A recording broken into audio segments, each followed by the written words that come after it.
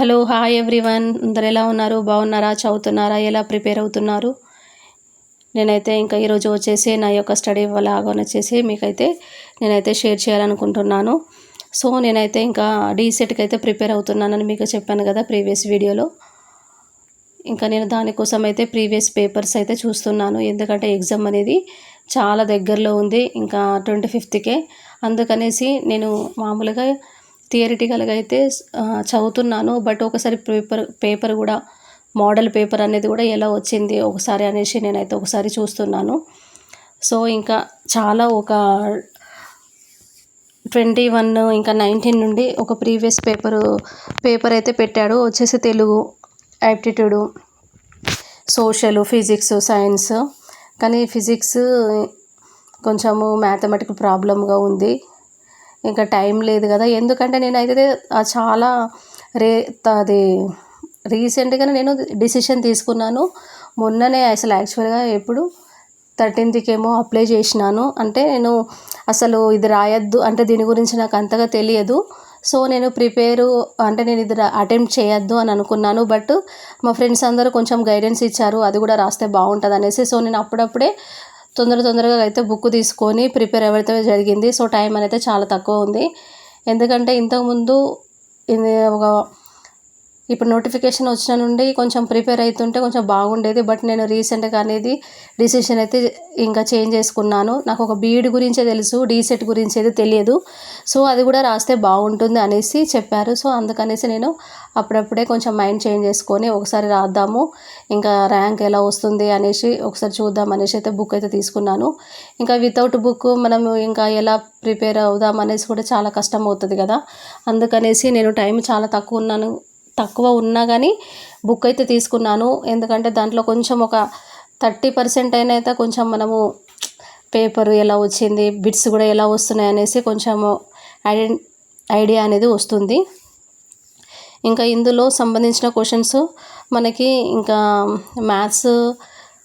Mathematics అయితే నేను ఇంతకుముందు స్కూల్లో టీచింగ్ చేశాను, కానీ అందులో కొన్ని నాకు అంటే 1 ఇయరే ఎక్స్పీరియన్స్, అంటే యాక్చువల్గా 2 ఇయర్స్. బట్ నేను మ్యాథమెటిక్స్ అయితే తీసుకున్నది 1 ఇయర్ మాత్రమే.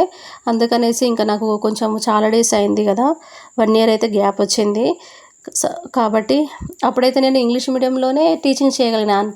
అంటే ఇంగ్లీష్ మీడియం అంటే మ్యాథమెటిక్స్కి అంత పెద్దగా డిఫరెన్స్ ఉండదు, జస్ట్ ఫార్ములాస్ ఉంటుంది.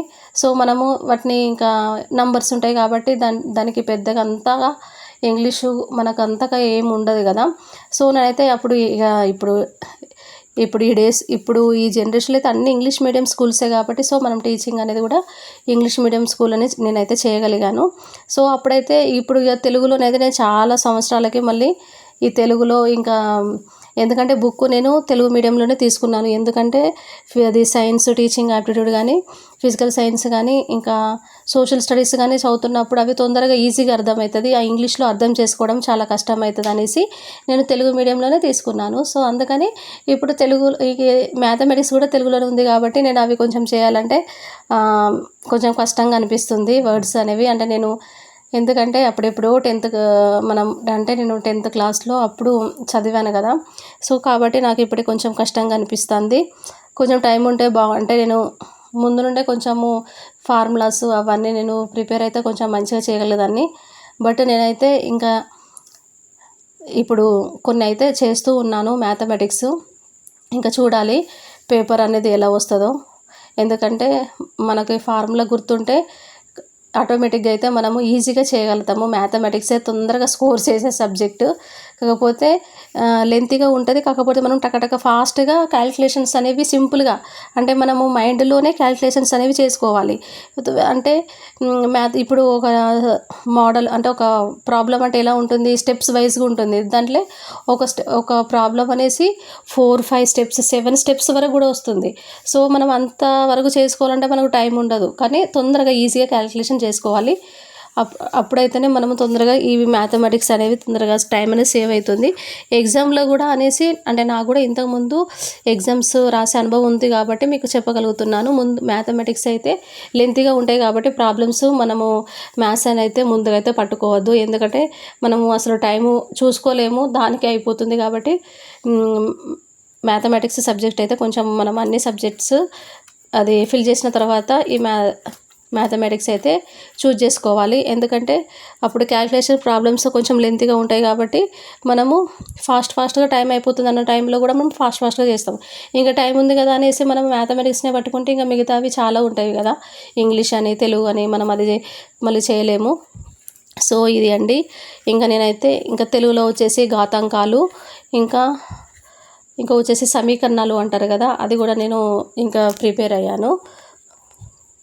ఇంకా కొన్ని బిట్స్ సోషల్లో నేనైతే కొంచెము ఇంకా అది విజేత కాంపిటీషన్స్ బుక్ అయితే తీసుకున్నాను. దాంట్లో మంచిగా టాపిక్ ఇచ్చి ఎక్స్ప్లెనేషన్ ఇచ్చి బిట్స్ ఇచ్చారు. సో బిట్స్ చాలా ఇంపార్టెంట్గా ఉన్నాయి. సో నేను ఇంకా టైం లేదు కదా, నేనైతే బిట్స్ వైజ్గా అయితే చదువుతున్నాను. నేను అనుకున్నాను ఇంకా ఈ టైంలోనేసి అయితే అయిపోవాలని, బట్ ఇంకా కొంచెం టైం అనేది నాకు కంఫర్ట్గా ఉండటం లేదు. అంటే టైం అయితే ఉంటుంది, బట్ నేను దాన్ని అలా యూజ్ చేస్తలేను. కాబట్టి నేనైతే ఇంకా ఖచ్చితంగా ఇది సోషల్ అనేసి కూడా వెయిటేజ్ మార్క్స్ 20 మార్క్స్ ఎక్కువ ఉంది కాబట్టి ఇంకా అది కూడా నేను తొందరగా కంప్లీట్ చేసుకోవాలి. ఎందుకంటే ఇప్పుడు ఎగ్జామ్కి 2 days ఉన్నదనగా మళ్ళీ అన్నీ రివైజ్ చేయాలి. ఎందుకంటే మనం చదివింది అప్పుడే గుర్తుంటుంది. ఎందుకంటే మళ్ళీ ఇప్పుడు చదివిందంతా ఏమి అక్కడ మళ్ళీ మనకి జీరో అయిపోతుంది, ఏం చదివింది ఏం గుర్తుకు రాదు. రివిజన్ అయితే కంపల్సరీగా చేయాలి. సో ఇది అండి నా యొక్క స్టడీ. సో నా యొక్క ఛానల్ అయితే ఎవరైతే కొత్తగా చూస్తున్నారో వాళ్ళైతే ఖచ్చితంగా సబ్స్క్రైబ్ చేయండి, లైక్ చేయండి, షేర్ చేయండి. Thank you. Bye bye.